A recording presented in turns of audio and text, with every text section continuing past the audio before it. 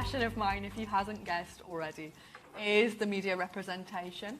So I'm thrilled to be hosting this panel with various organisation representatives, and they are going to be responding to the challenge of how we get better disability representation. So I'm going to start with Emma, and everybody's going to do 5 minutes, a little presentation of how they're doing. Start with Emma. For full disclosure, I've got ADHD, dyslexia, dyspraxia, so I'm going to set a timer for myself because I'm time blind and I will go over. That's fine. That's fine. Time is not real. It's okay. So, yeah, thank you for inviting us here today and letting us speak.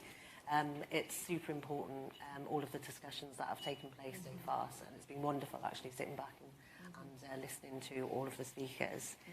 So at ITV Cymru Wales, I'm just going to give you an overview of what we are doing diversity and inclusion-wise. So as a significant employer and broadcaster in Wales, we have a crucial role to play to use our platform to reflect the diversity of modern Wales. So this is essential if we are to remain relevant to our audiences, attract the best possible talent and creative ideas, and maintain our role at the heart of popular culture. So as part of we have a number of activities. We monitor the diversity of our on-screen portrayal and feed these findings to the news and current affairs team so that colleagues are aware of where we need to make improvements. In our newsroom, we have a live, real-time diversity dashboard up on our screen that outlines our diversity portrayal data in a simple form to our team. This live dashboard informs us how well we're doing in ensuring representation and diversity in our news and programmes. Featuring and telling diverse stories is a constant piece of work, both in the stories we select to tell and in how and who tells them. We are dependent on a diverse workforce to remain in touch with our audiences, and our headline diversity workforce data highlights that. So in ITV Cymru Wales, so our deaf, disabled or neurodivergent colleagues, we have 21.6%. Sorry, I'm talking away from my mic.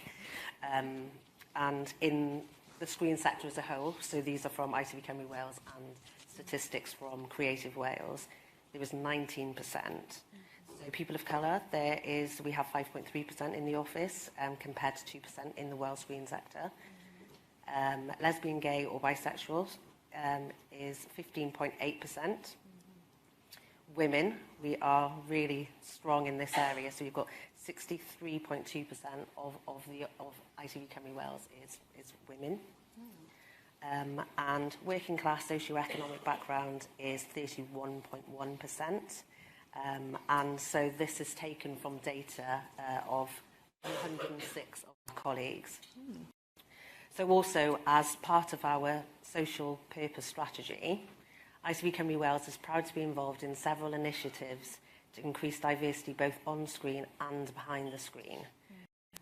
So for the last decade, we've had a vibrant diversity panel, which Disability Wales sit on. So Alex Osborne sits for Disability Wales on that panel.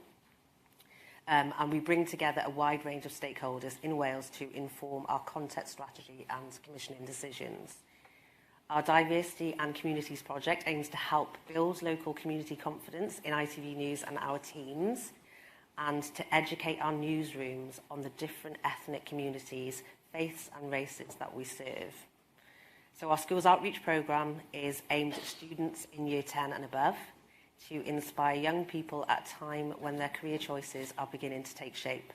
So the overall aim is to illustrate all of the news programmes that ITV Cymru Wales produces and highlighting the great variety of jobs in the media industry to inspire pupils to connect with us that otherwise might not. Our insight placement schemes offer work experience opportunities to individuals we connect with in the schools and communities projects that we do, with the aim of reaching out to those who wouldn't usually put themselves forward for such opportunities. We are an award-winning employer of apprentices working in partnership with Skill Cymru, that's been mentioned already this morning. with most of our recruits coming from an underrepresented background and going on to either secure permanent roles with ITV or other media companies in Wales. So, along with Creative Wales and our other broadcasters, ITV has financially contributed, I can't even speak, I'm sorry, contributed, why do I struggle with that word so much? Contributed, and now I've lost my place, to the founding of the pilot project, Culture Connect Wales, to increase diversity in TV and in film in Wales, opening new pathways and opportunities for people from underrepresented communities in Wales, and ensuring that the sector reflects both on and off screen. Those communities are a vital part of the work we should be doing every day. So we've also offered media familiarisation. Oh my goodness, I haven't been drinking, honestly. Familiarisation sessions to a variety of groups over the years, ranging from the Ethnic Youth Support Team, Women's Equality Network, Chwarae and the Football Association of Wales. So we're particularly pleased to be in the second year of our successful partnership with Mencap Cymru. The partnership between ITV Cymru Wales and Mencap Cymru was launched in January 2022 with the aim of helping to break down barriers for disabled people trying to work in the television and broadcasting industry. By working together, we hope to raise better awareness internally and externally to ensure that people with a learning disability have a greater access to employment opportunities. I'm just going to quickly finish this off because I am over time, I'm sorry. So we've held a number of activities since the partnership was established, including hosting several media training days for people who are supported by Mencap Cymru. The objective of these days is to open our doors to people with learning disabilities and give them the opportunity to be in front of the camera, behind the camera, reading news bulletins, presenting the weather and much more. We've had great feedback, both from colleagues and from people who have been part of these days, and we intend to hold more of these days over the coming months. You can enjoy a taste of our media training days. We can share the video. And Sarah Pickard, who is here today, and we'll be hearing from her a little bit later on this afternoon. She recently joined our ITV Cymru Wales team for a 5-week secondment, and the main aim of the secondment was to help us as a team to try and understand the right support an employee with a learning disability would need from us. The secondment was an invaluable experience for both Sarah and for us as a team, and I'm sure that Sarah will talk about her highlights that she had when she worked with the team at ITV. So the partnership has had an invaluable impact on us at ITV Cymru Wales, and in many different ways. So it's the introduction of the partnership has helped to educate the team about the benefits of hiring disabled employees. So not only did Sarah's secondment and presence in the office bring joy to the team, it also increased colleagues' confidence, especially those who may have had little or no experience of communicating with people with a learning disability. The partnership has increased the on-screen representation of people with learning disabilities within ITV Cymru Wales' news coverage and programmes. So as a direct result of the partnership, we've covered numerous stories originating from Mencap Cymru and Sarah herself, and we have used more people with a learning disability as on-screen contributors and case studies as a result.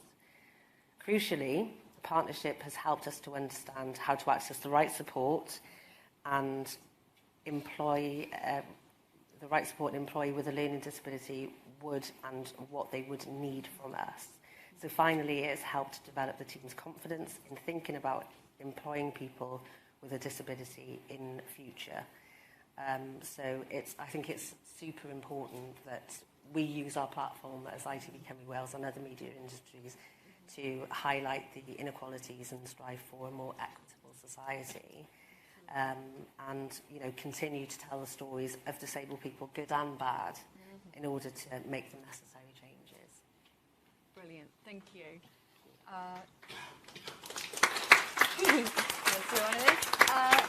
Okay, Sian, your turn.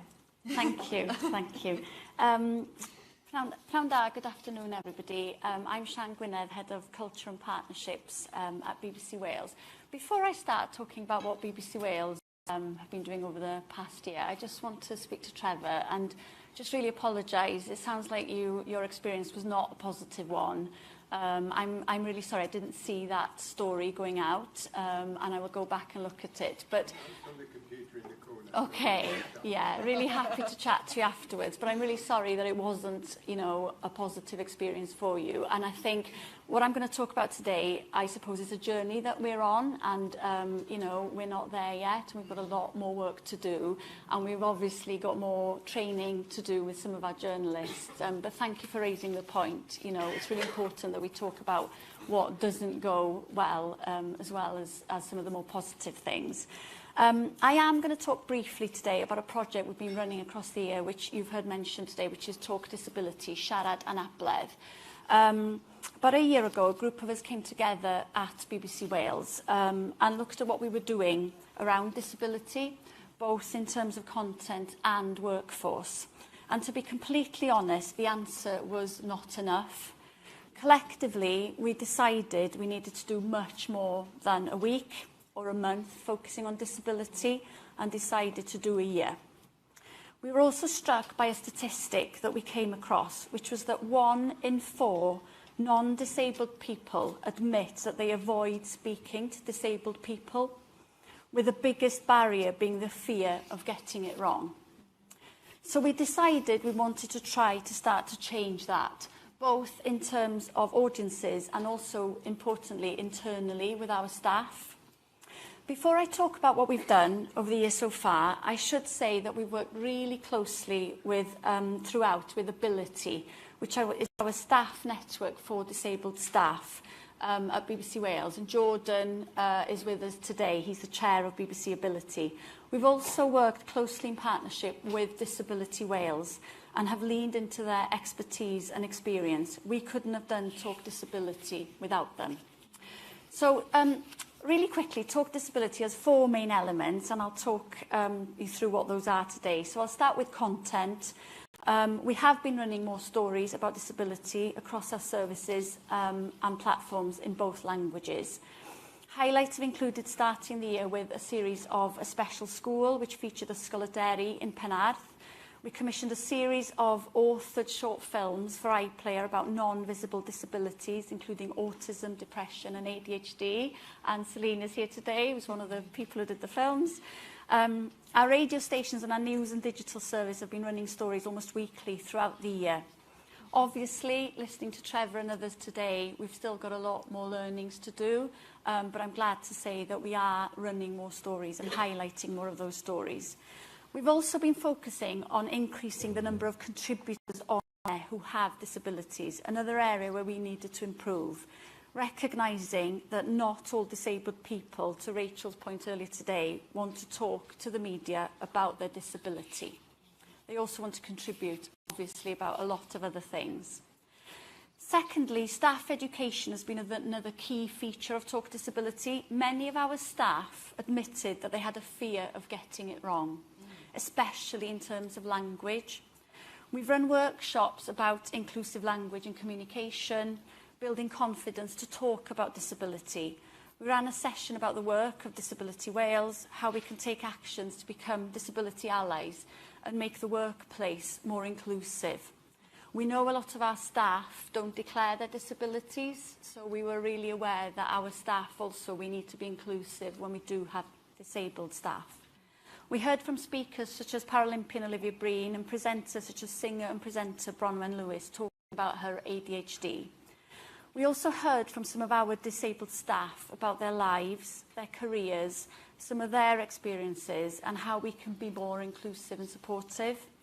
Hearing them speak very openly and honestly about their lived experience of disability had a real impact on our staff, and without doubt improved their understanding of different disabilities. Thirdly, workforce, which is something we've heard a lot about today, and I can't emphasise the importance of this. Workforce was another area where we felt we needed to do much more. Over the past few months, we've been running a pilot traineeship programme. We offered 4 paid 8-week placements for disabled people in News, Radio Wales and with our technology and operations teams. Again, working with Disability Wales on these. More than 80 people applied for the places, and the results have been positive. The trainees felt they gained hands-on experience and more confidence to apply for roles in the media.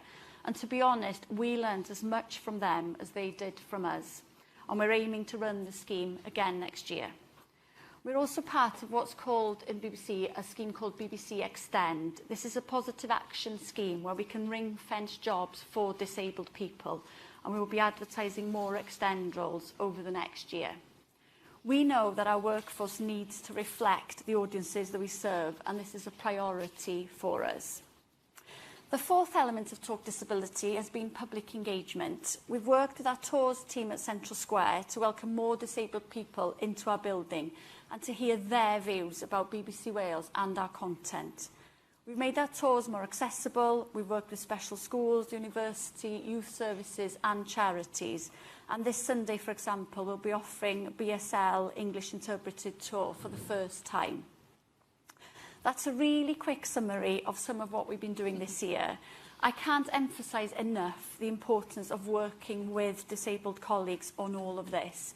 Their input and ownership of Talk Disability has been instrumental, and I think, as we've heard today from the speakers that you've already heard, you know, we can't change that unless we really embrace our disabled colleagues and people who have that lived experience. So, as Trevor's pointed out earlier, we've still got a lot of work to do at BBC Wales, but it does feel like we've at least talked about disability a lot more this year with our staff and with our audiences, which is at least a start and something we can build on. Diolch. Thank you.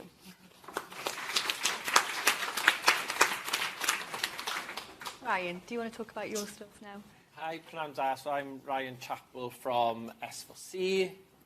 I'm very, very new to the industry, so I was a teacher and a deputy head in a primary school up until May, and I've escaped. So I think for S4C, the role existed a couple of years ago, and then it kind of stopped. So I started in June, so it's early days for us in S4C. I think something I'm quite passionate about and something that's been brought up today and something I'm trying to push with our commissioners is what I call our kind of triangle. And if you imagine the top of the triangle being quite explicit, so if you're looking at ethnicity or you're looking at sexuality or disability, there still does need to be that kind of type of programming that is quite direct and is educating and is talking about those experiences. A lot of our kind of documentary and factual programming, a lot which we get commissioned from ITV, fill that kind of bit of our triangle.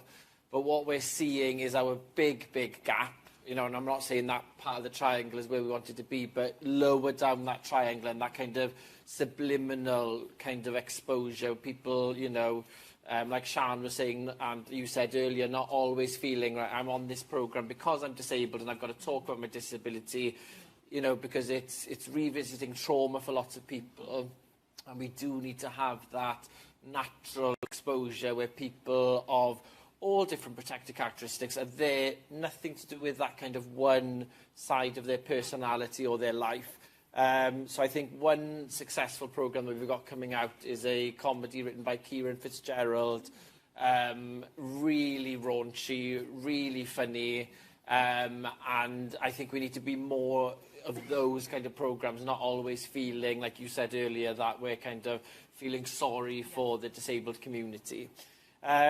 Workforce-wise, we're really, really, really far behind, and I think a slight issue that we have, maybe the ITV and BBC doesn't, is the language. All of our commissioning has to come through the Welsh language.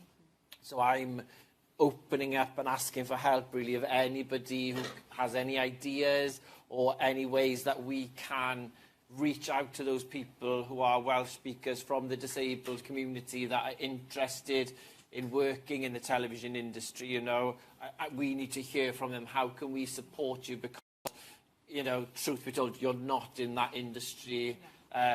Your stats were amazing. You know, really, really, really, where you're hitting higher, we're not hitting anywhere where we need to be with lots of the kind of protected characteristics. So I'd be really interested if anybody wants to come have a chat and anyone's got the magic answer. Interested in what the kind of ministers were saying from the government. There are lots of schemes out there, but I think I would like to see something a bit more challenging, maybe being put out there that, you know, we've got targets and quotas and having a kind of a Creative Wales approach that we're all kind of, you know, a database that we can get access to. It does seem tokenistic, and I know it seems tokenistic, but we're all trying to find these people because we want them there. You know, what they offer is that insight that we need, that kind of lived experience is what we need. So I'd be really interested to kind of speak to the panel later about how we can a bit more joint up thinking, because it's difficult, and we're not finding the answers in S4C, and we need support. The last thing I'll just talk about then is we're starting our panels. We've got 3 panels. What we kind of said when we went out and started looking for people was we didn't need Welsh speakers, we didn't need people from the industry. What we're really interested in about is hearing from. So we've had our ethnically diverse community one, we've got our disability one, and Ellen is here, Ellen Williams. Here she is. Trying to hide, pretending she's There's not Ellen and Alex is also going to be joining our one on Thursday. And it's you know, the ethnically diverse community one was a really, really hard 2 hours, but that's what we need, I think, sometimes. We really need a wake-up call of, you know, we're not doing enough, it's not good enough, and we welcome that, and I definitely welcome that in my job. So yeah, for us it's about improving, like, on-screen. I think our on-screen with kind of ethnically diverse communities has really improved, but disabilities in S4C is a big void at the moment, and it needs a lot of work, and it's that's a big target with the protected characteristics now is disability. Yeah, absolutely, I agree. Thank you. No worries. And finally, Catherine. Hello, hi. I'm Catherine Pascoe. I'm editor of the Western Mail. I also work within the Wales Online newsroom. So we're, as the print Western Mail and then the Wales Online, part of Media Wales. So that's kind of our company. So all the reporters in our newsroom, which is actually quite small, it's about 35 reporters in all, which cover topics from lifestyle and married at first sight through to politics and business, and, you know, have expertise in those areas. So it's about organising that newsroom each day to deliver the content that we want.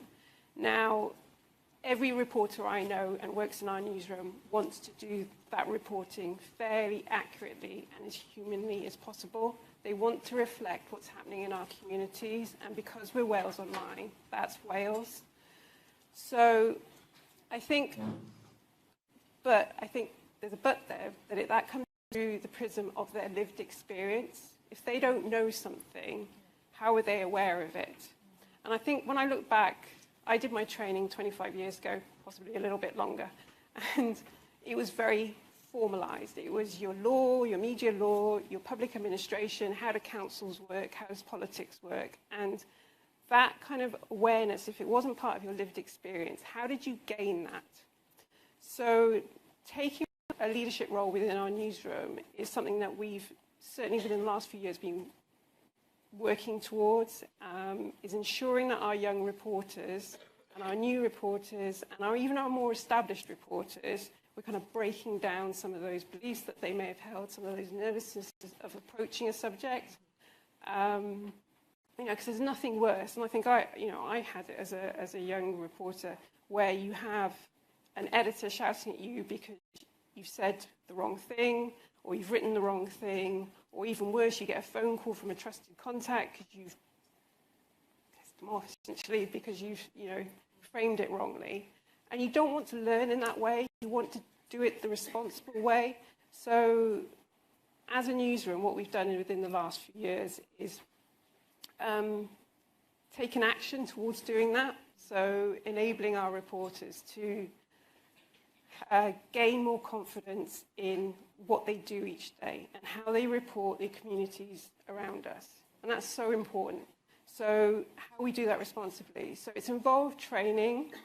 It's involved having people in for conversations. Some of them really challenging because we do get it wrong at times. But with every conversation, we've learned from those conversations and taken it on board and implemented training or policies within the newsroom, whether that's inclusive language through to how we approach certain issues.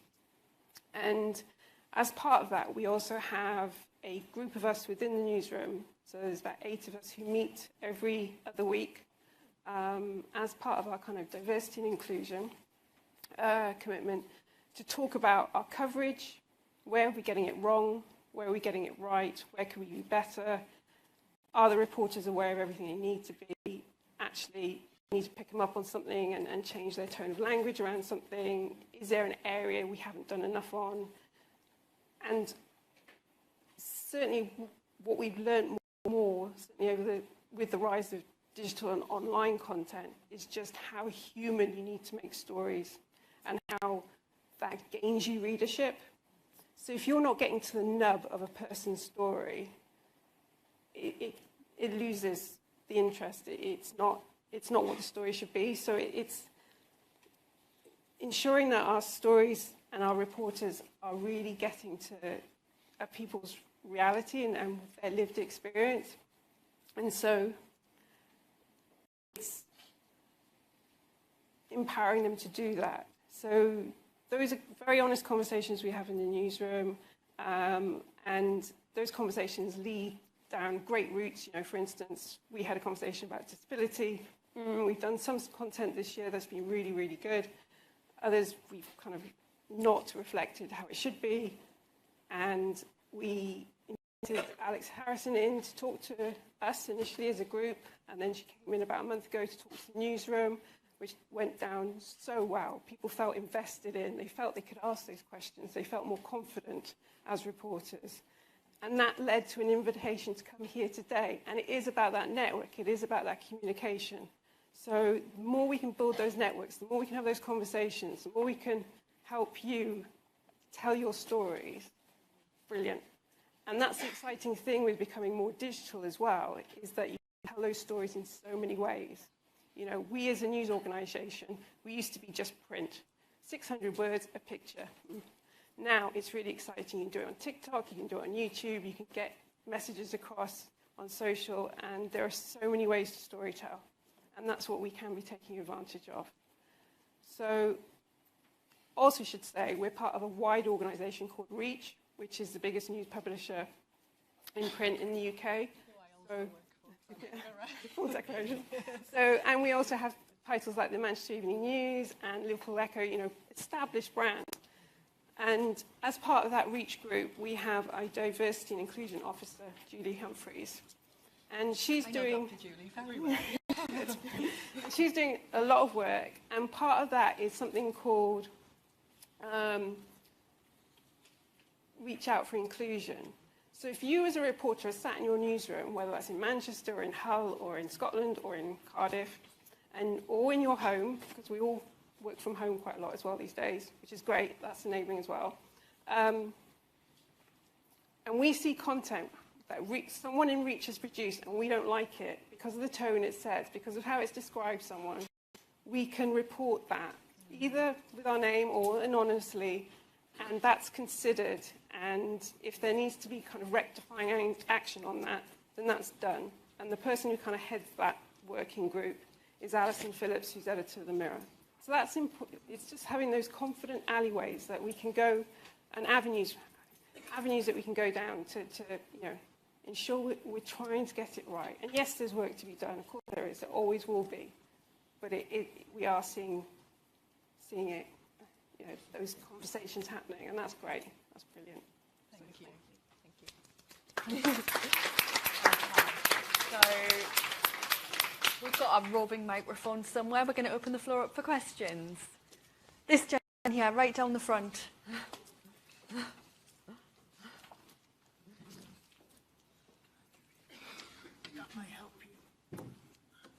Fantastic. Hello. Hi. Is that working? Yes. Yeah. Great. Okay, I'm John Luxton. And I'd like to ask you all a question. It's great to hear that you're all on some kind of journey to get from where you are now to where you want to get to. But the press and the media in this country have been on this journey. So I'd like to take you back to one simple area that I think highlights this. In COVID, when our BAME population was proved to be dying at a higher rate, everybody quite rightly was very angry about that. They were looking for the socio-economic factors which led to the death of people from our BAME population at a much higher rate, because it wasn't acceptable. Yeah. When we recognised that disabled people, that 68% of the dead were disabled people. 68% of COVID deaths in Wales were disabled people. None of you, no press organisation in Wales, really took it seriously. And particularly the Wales Online, hardly a line about it. And when the broadcast media reported on it, they turned it into a human interest story, tagged it to some kind of cheesy thing about some family tragedy, which of course is a tragedy, but it doesn't need to be handled that way. And if you can't understand the actual significance of a death rate like that, what can you understand? Yeah, I agree. So I think the question here is, how do we do better on things like that? Anybody? I think it comes down to that conversation. You know, when you see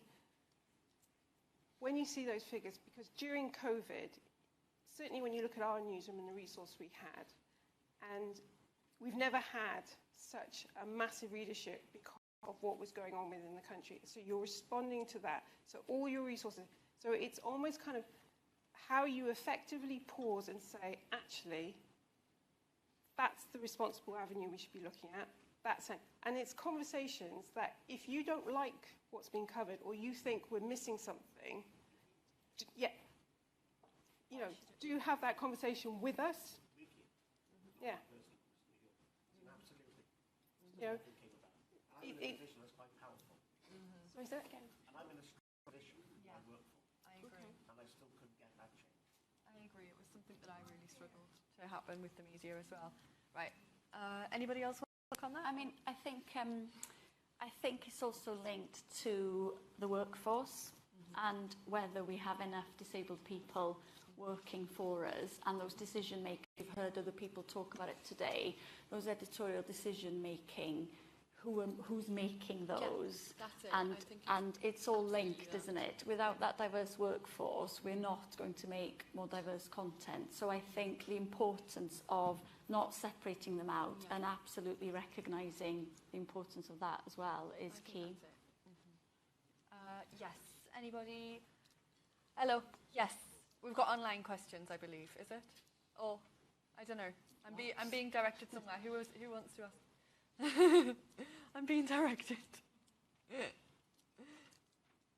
Hello. Well, thank you for being here today. This morning I was listening to the news, and they were talking about solar panels. Okay. And they were saying that it's a devolved matter, and they were saying that all new buildings should be built with solar panels, which I agree. And then this took me into my disability head, and then I realised, oh right, you know that.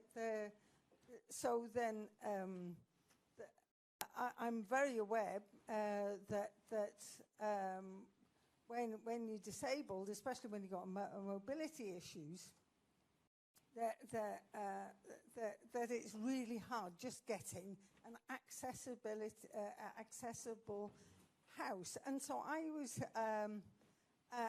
and so you know, people can be sort of like almost like in prison in a house, you know, waiting for the disability grant so that they can have their house to be accessible. And so then I just noticed, okay, so then in Wales we can do the same as with the solar panels. We can ask the Welsh government to make sure that all new buildings are at least the ground floor are accessible, like they do in the Netherlands. And so I was thinking, how could you use something like the solar panels and actually use that as education around disability, you know, so that you can start saying about the planning and how, you know, you start off with solar panels and then, you know, educate the public almost about what the need is. So, you know, how is that possible is my question. I think it goes back to, you know, it's not an answer, but I think, like Sian was saying, you know, we're a very white, able-bodied industry, and that is a massive, massive issue, because what you're going to get then is, you know, in that commissioning room or in that kind of meeting room, you know, we might have heard that story, and with the greatest respect of, you know, the next story could be about, you know, living crisis, and people go with what they know and what affects them.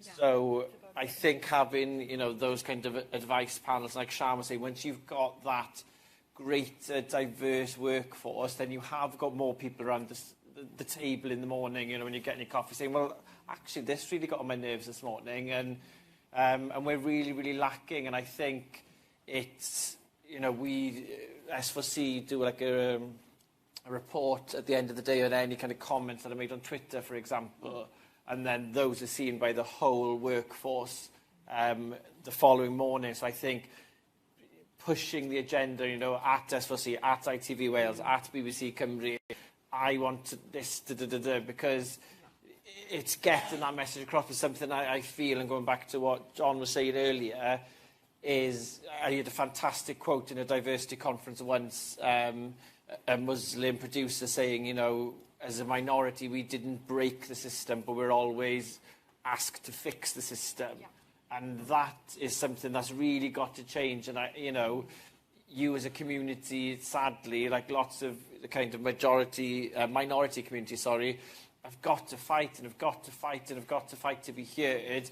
But until the workforce changes massively, so that was, you know, what I wanted Welsh Government to be. They've got lots of lovely schemes in place, but I'd love to see it being a bit more joint up thinking with education, and, you know, like you go into schools in year 10, how are we, you know, when I was teaching and my cousin's wife was teaching, the government was desperate for French and Spanish teachers, so she got offered this to be paid for, and if she got a job in the first year, this was paid for, and if that became a permanent contract, she got paid again, all these lovely lump sums.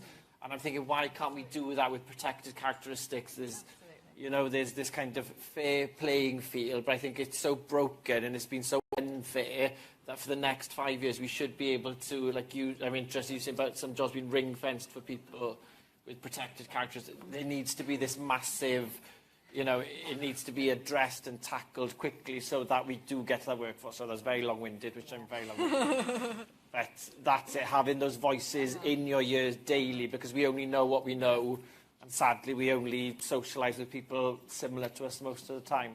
I'm really sorry, we're dead push for time, so I'm going to go over here.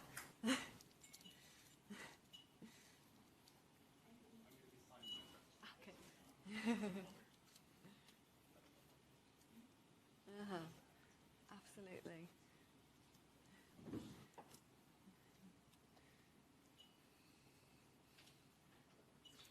I stood in the right place for the camera, the live stream. Yeah. Right, I've got two specific questions. I know we don't have the time, but I'm hoping you'll allow me to ask them. Mm-hmm. So when I want to ask Emma from ITV Cymru, you mentioned statistics. 26.1% of the workforce are deaf or disabled or neurodiverse. So I wonder how you break that down. Like, how many people are actually deaf? Because you've grouped them all together. Mm. So it's difficult then to see what specific categories these figures include. Because as disabled people, we're all different. Yes. Absolutely. My second question for the panel. I'm just wondering, Last week, I was working on a TV set. It's a show. Studio, sorry. And we had deaf and hearing people there working, and we worked really well together. And it was a wonderful, positive experience for me. And the hearing staff could sign. It didn't matter if they were fluent or not, but, you know, it was a hello, how are you, thank you, just basic sign language. And I felt so included.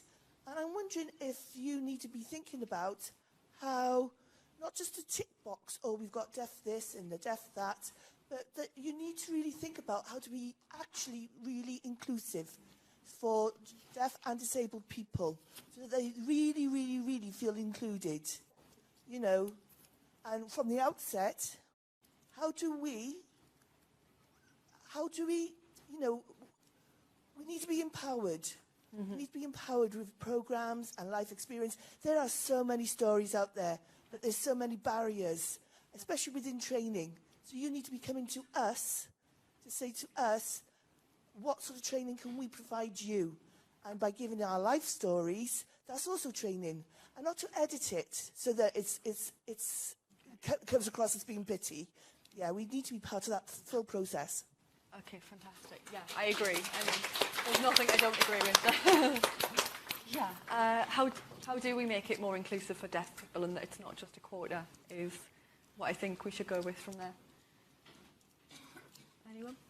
Emma, I'm going to ask you specifically, how do we break down the statistics? Are the statistics broken down anywhere, or is it all just lumped the together? Statistics, so for ICV Cymru Wales, the 21% is like a mixture of people. So we have wheelchair users, we do have deaf people. Is it broken down though? Can we see these as broken down statistics anywhere? I haven't got them here on this briefing, but yes, we could get those details. Absolutely. And yeah, I think for absolutely. Okay, fantastic. Anywhere else? Where else are we going? This one right down the front here. Oh, hang on. Where am I going? I'm being told off. Oh, we're going online. Let's go online. I'm sorry. I'm so sorry. It's busy. It's very busy. I'm so sorry. Question from Louise Holden. Politicians often lead the negative narrative on disabled people in media. What can your organisations do to counter this narrative? Yes, I agree. Who wants to take that one? I mean, I think, just, you know, somebody was saying this morning, everybody's different and everybody's story is different. And I think it is about authentically capturing all stories and how we portray those stories. And, you know, they're not all negative. There are so many positive stories, I think, across organisations. You know, admittedly, we don't get them all right. But I think... you know, I was in a staff session yesterday at BBC Wales with Bronwyn Lewis talking about her ADHD, and there was a brilliant moment where she talked about all the positive attributes if you've got ADHD, so that other staff are aware of all the positives. And you think, you know, that maybe we don't always think enough about the positives, but I think we do need to do that, and we need to educate our staff to think in that way. But I think, absolutely, I think it's about... really being aware that not all the stories are negative. And also I think it was Natasha this morning who talked about remembering who our audiences are. And there's a really high percentage of disabled people in Wales, and we provide services for them. So, you know, we do need to think about stories in relation to that audience and how we make stories relatable to them. So I think it's thinking about those individual stories and just being aware of the breadth of what we do and the balance of stories, because there are going to be some that are negative, but I think it's about the balance. Thank you. Similar to Sian, it's having that kind of policy in your commissioning room. You know, if you are going to go with something that is quite traumatic and, you know, highlights negative experiences, where then on your commissioning slate have you got something for that protected characteristics that celebrates and has a positivity to it, so you're always keeping that kind of balanced view and balanced education moving forward. Yes, I agree. Thank you. Yes, last one. What was the last one, Alex? Okay, so the last question is, how are the media covering our conference on the news? Is anyone, and how? That is a fantastic question. Is it being covered? What was that, sorry? No, we have meetings in secret to talk about it. Yeah. Just in case people say bad things on Twitter. Okay, who's covering it? Are any of you guys covering it? I don't think we are. Are you? Are you? Obviously, BBC Cymru Wales are here. I'm trying to scan. I don't think we are covering it today, but, you know, we are here to find stories and contacts and to take things away as well. So we are here representing BBC Wales. So I would say for the Western Mail and Wales Online that we are here and we are listening out for stories and contacts, as said by Sian. And if there is a line from this conference, once we review what's been said, then we will look at covering that. What I would also encourage is that if you feel you represent an organisation or have a viewpoint that if you want to write a piece for us, then we'll also have a serious look at that as well about In your coverage, you're going to have sign at the same time. None of us are covering it. When you report it back, when you go back to your individual stations, right, and put this out on the news, this conference took place, this is what was happening, right? Are you going to do it in sign language as well as by voice? well, for us, we're print, so it wouldn't necessarily work as sign.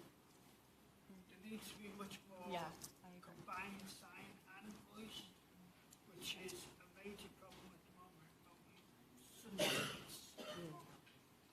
But I think he's finished. Yeah, sorry, I've just been given a mic. Right, if you're going to report a story, right, About doing your it various in TV ways, programs, right? Yes, you need somebody doing sign right alongside you. I agree. Right. I agree. This is something that's happening. We've gotten so much news coming through, right, but so little sign being done. So the deaf community being left out, and that is totally wrong. Okay, I think we're going to ask, because it's Rianne, we're going to let Rianne speak, but I think Miranda, how are we doing for time? Are we? I have Rian's question and one too short. Okay, fine, okay. Rian's got a mic. I get two microphones now. Oh, you got two. I'm so sorry, we've run over so much. Two mics. It needed to be said. Yeah, I'm Chief Executive of Disability Wales, and obviously we're working with each of you in partnership, and we're really pleased to do that. And and I know you've acknowledged a number of my colleagues, in the work you're doing. But I do hope you've picked up the mood in the room. Because this is. Today's been about, a challenge around media representation, disabled people, and the fact that none of our broadcasters or none of our media have got this on their front, on their news, on their front pages, is really disappointing. And I think there is a feeling that the media kind of use up people, use our stories, use our experiences, but we're not getting anything back. And so I'm sorry to be heading into lunch on this view, but I know people are feeling quite angry about it. So I do hope that you will all take this message back to your colleagues in the newsrooms, and please do better. Yeah, absolutely. All right, last one. Where is he? Oh, there he is. Using my position as being the mic runner to ask. You are absolutely abusing your position, but go for it. This kind of builds on John's question previously around the way you do report certain stories. I know, Rachel, you've tried to bring forward guidelines on disability, but there are clear guidelines on areas like mental health reporting. Reach and Wales Online, sorry to pick on the print journalists, terrible on this topic and completely ignore guidelines from organisations like Samaritans, especially when reporting on self-harm and suicide, the most serious end of the topic. So I'm just wondering, you're listening, but when there are clear guidelines, you've not listened. No, that's part of the question. I'm really concerned you say that and have that impression, because we've had the Samaritans come in and talk to us on such guidelines for at least once a year for the last 5 years, except for COVID. And we talk through with our reporters why it's important, and we have various measures in place. So I'm really interested to know why you have that impression, because that's not what I think it's an impression of print media on a whole. I will say that Reach is possibly one of the better ones, but I think it's because when you do have, as a majority, that most reporters don't have this experience, and even when the guidelines is there, they don't pay attention to it. You've got to have something that's making people listen, you know? I think that's the problem, that people are, the guidelines are, even when the guidelines are there, people are still not paying attention to it. And it's when it comes to not necessarily news stories, but things like comment pieces that are still going to be, I mean, there's been comment pieces that have gone out while we're recording, saying things like ADHD isn't real, saying things about mental health, you know, like, it's always going to be there. That's the problem. It's not just us, but yeah. Yeah. I'm sorry. Can I just make a comment, please? I probably don't need a mic because I'm loud enough. You do need a mic. Sorry. Yeah, can I just make a comment? Intrinsic discrimination seems to be rife everywhere. Oh, yeah. For every subject. Can you please bear in mind, with all of your conversations, when you say disabled people, we're people first. Yeah. We are people who happen to have a disability attached to us that lives with us 24/7. It's something that we can't escape from. It's something that we have to find ways around or over the barriers that are in front of us. So please, in all of your language, we are people with disabilities. No, we're not. No, we're not. No, we're not. We're not. We're disabled people. The whole point is that our whole thing is social model. God, I've never had such a visceral reaction. I'm sorry. No, we're not. We're disabled people. It's personal. It is. It's personal. Oh, yeah, absolutely. If you want to be... Somebody wants to be a person with disability, it's our choice. Yeah, absolutely. I agree, but on a whole, it's... I'm going to use my loud voice as someone from Disability Wales to say everyone is 100%... You're all entitled to your own opinion, whatever yeah. you like, but at Disability Wales, we do follow the social model, so we would refer to people as disabled people. If people want to refer to them themselves as with disabilities, that's absolutely That's absolutely it, yeah. It's asking people how they prefer to be spoken about and using the way people prefer to be spoken about. But at the same time, not being afraid.